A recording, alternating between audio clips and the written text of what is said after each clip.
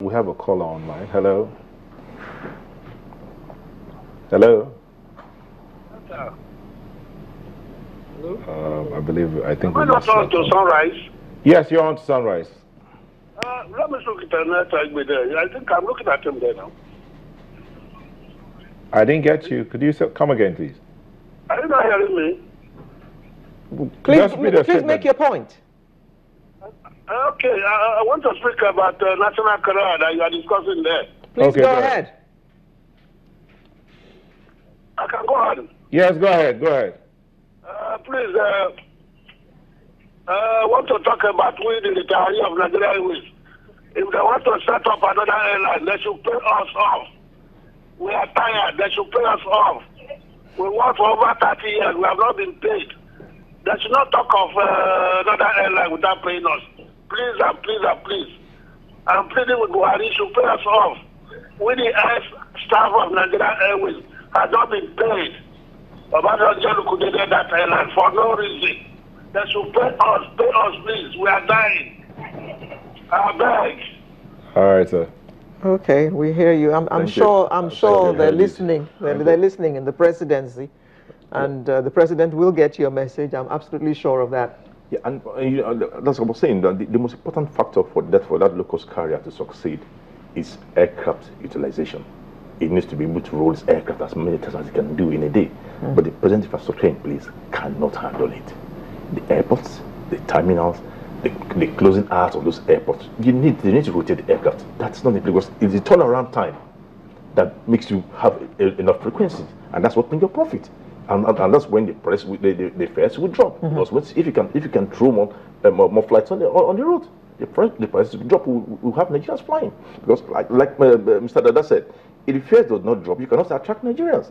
I'm sure Nigerians are willing to fly, but the fares right now, presently in place, are too high to encourage people to fly. What you're part of the airline operators. What is it that causes the fares to stay up there, and we've not seen a downward?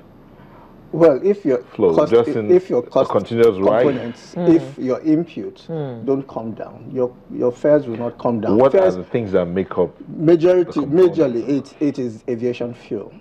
Majorly, aviation fuel, and then you have a lot of inefficiencies that are also built into the system.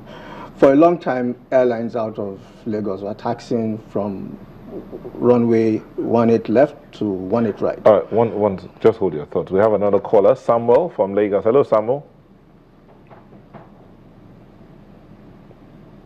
Samuel, are you there? Good morning. Good morning, Samuel. Please make your point. I don't know if you can hear me. Good morning. We can hear you clearly. Okay. Well, first of all, I want to thank. First of all, I want to thank Channels TV for the good work you're doing. You're always on point, talking on issues that matters in the nation. We're glad we have TV stations like you that are out there looking out for the masses and speaking things that are needful. You're out there for business. Okay, my point is, I think we have a good president. We've got this beginning to give us good leadership. Okay, that are honest and that are out there to do their job. Okay, it's one thing to talk about the aviation sector and say you want to reform, you want to do this, or this is a problem, and we all go out to say, okay, give it a yes and give it a try, and it's out there to work. And it's another thing that the government is not patronizing the aviation sector or the Nigeria Airways for an instance. If something the government, the presidency or the government in power right now is going to look into, and they will be sincere to work on it, and will make it compulsory that every Nigeria official or every of the civil servants, every of the government workers, that every one of us that work in the government that is leaving the country for any part of the country, and we know our airline, our Nigeria Airways is good enough, do not patronize any other airline. Go through the same airline that you want to be Nigerians or you want other people to be a part of, or to invest in or to travel with. You be the example, like the president. We discovered that when he was coming from London, he didn't fly the what they call it. He went to the normal way that everybody will go. So what I'm just suggesting is, if we're going to say, okay, we want to work on the aviation sector, if the presidency picks it up and says, okay, this is the way we want to go, let every government official, let it be made compulsory that every government official, you want to leave the country for a conference, you're going to anywhere, go through that airline, so that it will be leadership by example, then we won't follow you. It's not the matter of saying, okay, we want to get new plane, we want to get this, or this and this is a problem, and eventually it's fixed and nobody is doing anything about it. Or when they want to travel, they'll go follow Arik or go to any other line. Go to the same airline you're talking about, that you said is good enough for every Nigerian citizen to fly. You be the first person to patronize it and will fly. I think it's good. Well done. Thank you. Thank you very much. Yes. Mr. Dada. Right. So as I was saying, the inefficiencies that are in the system. You have a flight and you take a diversion. That cost has to go somewhere.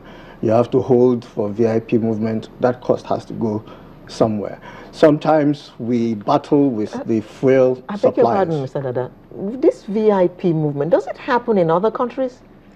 In some ways, yes, but not as inefficiently as we handle it here. Maybe the committee should be looking at things like that as well to make this new baby that they're thinking of efficient. Maybe the mandate of the committee will probably not cover some of the issues that are there. They're looking at a national carrier. And I'm here talking about problems that will even affect the national carrier. These are problems that affect current operators. These are problems that we've been talking about for years and asking government to look at. Some of the reasons why government is saying airlines are inefficient are actually caused by government and government agencies. And so if you now turn around and say, because they did not perform, I'm not going to invest in a national carrier, then you're not being fair to the airlines. Okay, let me bring up something here. Someone just sent in a tweet and said, we had a national carrier, Victor Owo says we had a national carrier before most countries in Europe. How did we mess up? I know that where did we miss the way? Where did we miss the way? Littrus talked about a decline in the national big airlines at that time, but what went wrong in the Nigerian Airways? Is it at that period, 2000, 2001, that it happened, or was it a build-up of the? He talked about a leadership issue, but is it all about the leadership? Well, let me first say that I'm a program of Nigerian Airways, and I was there till its liquidation. Have you been paid? I've not been paid. Right. Sorry to bring that up. Waiting to be paid too. I want to take something on the last caller. You know, what that caller is talking about is the Fly Nigerian Act. What we've been pushing that for the past 10, 15 years. That if you are going to fly with public funds outside Nigeria, fly a Nigerian carrier. Once the Nigerian carrier is on that, you must fly the Nigerian carrier. The Americans have something like that in place to protect the American airlines. The Russians have put something like that in place to protect Russian carriers. The British have it, though it's unwritten, but it's something that you see every time that when they're coming, they're flying. It's either they're on British Airways or Virgin Nigeria. The Queen doesn't fly any other airline but British Airways. But if you look at the flights like that going to Abuja, all the business class is dominated by public funds. So if these people can fly a Nigerian carrier, yes, we get. But I also agree that we are yet to have a Nigerian carrier. What we have are airlines owned by individuals who have gone to banks owned by Nigerians, owning those banks and putting all of us in trouble.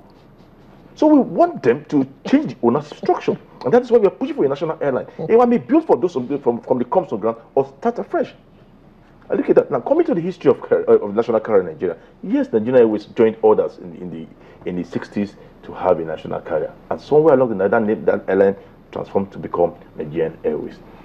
Towards the end of the Babangida regime, he noticed there was a problem with the Nigerian Airways and brought Captain Georgie to set up a new carrier from Nigerian Airways, and that was Air Nigeria. It was those people that were employed for those carriers that brought me into Nigerian Airways.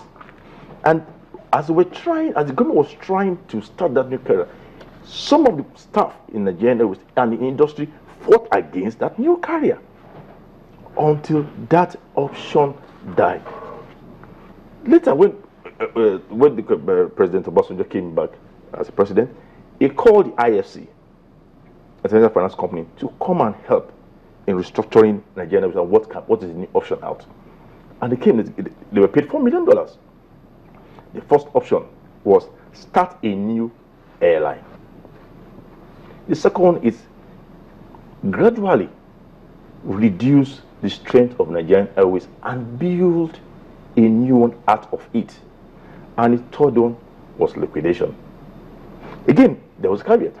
In order to achieve this strength, you need to protect, support, and fund this airline. While they were putting out this, they were almost closing the report when that government went to sign dual designation on the Lagos-London route. That was what brought Virgin Atlantic, and signed open skies with America. And at that point, we were not a category 1 country, so there was no Nigerian airline that could go to America. So it was just a waste of time. And I said, what did they do? They returned the formula and said, look, you've already breached part of the things we've listed here. So on this basis, we cannot continue further. There's no way this airline will survive because you have opened your skies. And they returned the money and left the country. And that was how the Air Nigeria dream died. Then Kema Chikwe, during the Miss World competition that we hosted in Abuja, tried to get a new carrier. That was a carrier that brought those ladies from London for the competition. And that was the only flight that airline operated, and the dream died.